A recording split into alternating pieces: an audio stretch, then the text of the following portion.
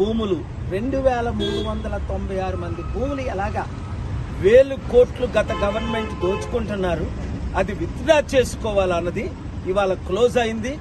రైతుల భూముల్ని మేము ఆక్రమించాం, కంపెనీలు పెట్టాం అని ఈరోజు ఆ మ్యాటర్ ఫేవరబుల్ గా గవర్నమెంట్, ఇప్పుడున్న గవర్నమెంటే అది విత్డ్రా చేసుకున్నారు. ఇంకా తెలివిగా మరలా దీన్ని రివైజ్ చేసి మరలా మాస్టర్ ప్లాన్ చేయొచ్చు యువర్ ఆనర్.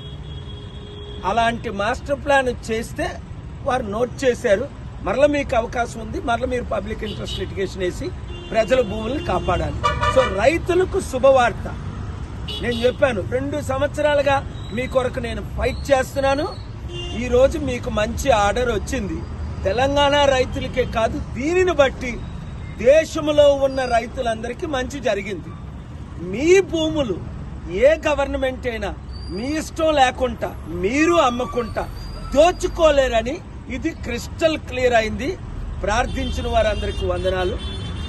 అలాగే అంతకంటే ఇంపార్టెంట్ మ్యాటర్, ఈ దేశ ప్రజాస్వామ్యాన్ని కాపాడడానికి ఇప్పుడున్న బీఆర్ఎస్ లో 10 మంది ఎమ్మెల్యేలు పార్టీలో గెలిచి కాంగ్రెస్ పార్టీలో ఎందుకు చేరారు?